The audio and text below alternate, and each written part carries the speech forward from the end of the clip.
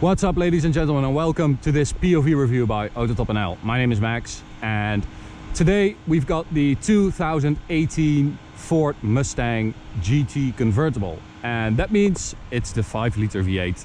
Yay! So kudos to the PR guy at Ford in the Netherlands for getting one of these in their fleet, because yeah, this is a very weird story about our country. We've talked about this before. We have a CO2 dependent taxing system, which means that it's sort of a fun tax. Everything that has a really high CO2 emission gets really expensive. So net in the books, this car costs 40,000 euros here, but because there's a lot of tax, about 70,000 euros, this car costs 120,000 euros. And I'll pause now, and yeah, you can laugh at me and us, our country. Okay, done. Great, then we'll move on, and as we have a lot of international viewers, I'm not going to mention it again and just review it as a Mustang GT, no matter the price.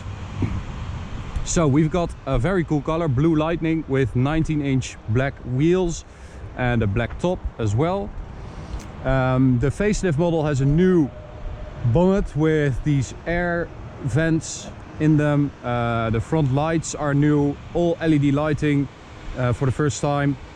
They are redesigned as well. Redesigned grille, front splitter for some more downforce, because the previous model could get a bit floaty at high speeds at the front, so good job. It has Michelin Pilot Sport 4S tires, which is because this car has the performance spec, which also means that the chassis controls reworked, so ABS, traction control, stuff like that. It has bigger 6-piston Brembo brakes. It has a bigger radiator and some stiffened up sway bars and stabilizers as well. And it also has drag mode, drag strip mode, something like that. At the rear, new design for the rear lights as well. It's very similar, but they are redesigned. Quad exhaust pipe, and well, let's open the hood.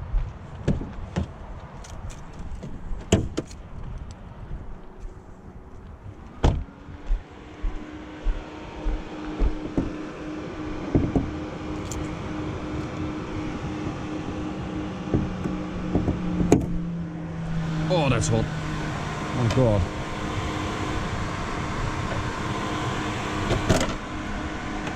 Holy moly.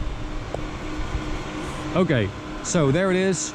Powered by Ford 5-liter V8 Coyote engine with 450 horsepower in this one, 592 Newton-meters of torque. It has dual fuel injection now, so direct and indirect, and it has a new crankshaft. They've changed a couple of things in the engine to make it more powerful and more efficient. That's yeah, that was sort of the goal for this engine, for this car. My god. So let's get in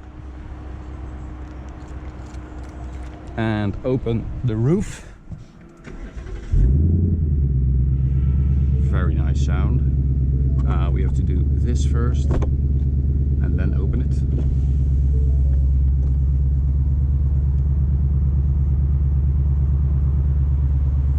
It's quite quick actually, so it's done already. Yeah. Okay, so let's take a look with the roof down. I mean, that's just the ultimate cruise mobile, I think. Very good looking. These lights are also redesigned, by the way, so they're a bit more angled towards the grille. And 5.0 badge. Very cool. I think it looks really good with the top down. All right, well, what has changed in here? Well, we've got ventilated seats up front, which is really nice. We've also got 6 driving modes, so I can use this toggle switch to flick through them. You have normal, my mode, which is individual, sport plus, racetrack, drag strip, and snow wet. So we'll start in normal for now and take it for a drive. We'll also take it to the Autobahn later on in this video, which is right there, and see what it's like over there. We drove the pre-facelift one on the Autobahn as well, which was a lot of fun, and you seem to like it as well. So alright, something else which is new for this model is the exhaust. There were a lot of customers that complained about the volume of the engine and the exhaust sound, and they just wanted a louder exhaust or a more extreme experience, whatever. And I agree with them. So we now have a valve controlled exhaust, which means that if I put this in Sport Plus or Race or whatever, yeah, racetrack, the exhaust valves open and it's quite loud. Woo! So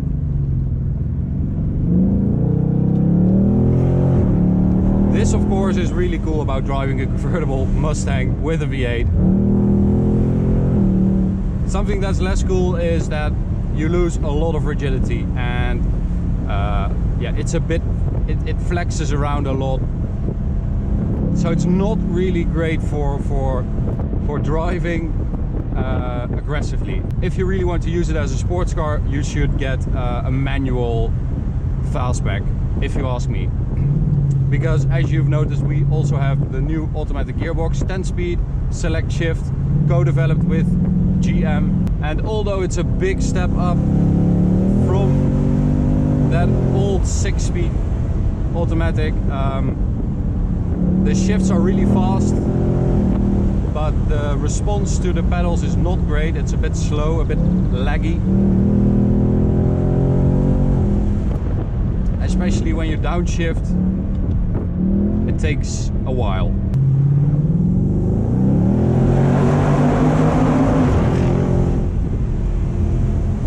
They also revised the shocks. The complete rear axle is much stiffer, and it has stiffer stabilization bars or sway bars, which get even stiffer with the performance pack, as I said. They really tried to improve the handling of this car, and yeah, it's a shame we have a convertible because it's really hard to judge, as it really moves around a lot and wobbles. That exhaust, by the way, they thought of something very clever, which is a good neighbor mode. You can set a timer like before 8 AM or after 11 PM. The exhausts or the engine, the car starts up in quiet mode, so you're not too intrusive for your neighbors. Very civilized, of course. Okay, this is the Autobahn right here.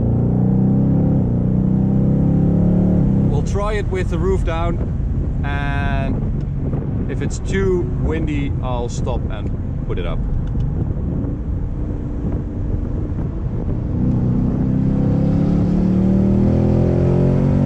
Here we go.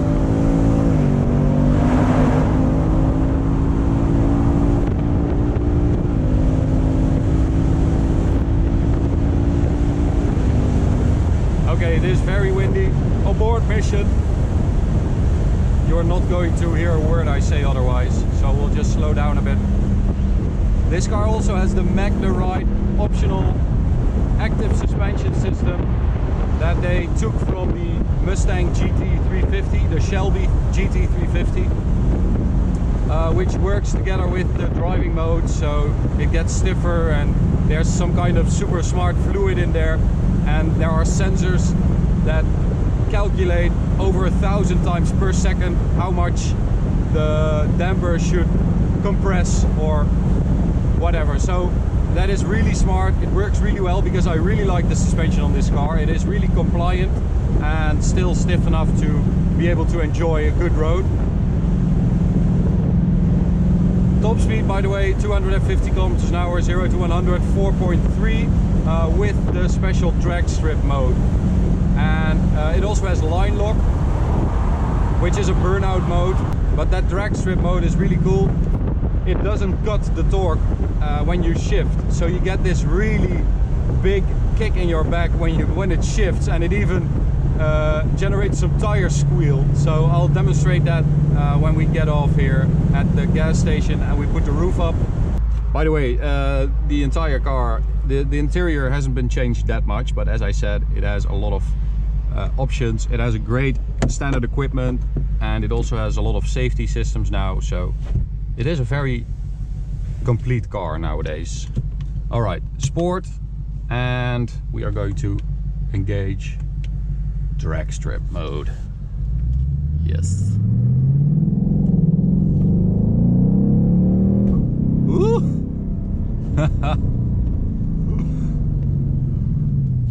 Alrighty, here we go. Launch. No. What is happening?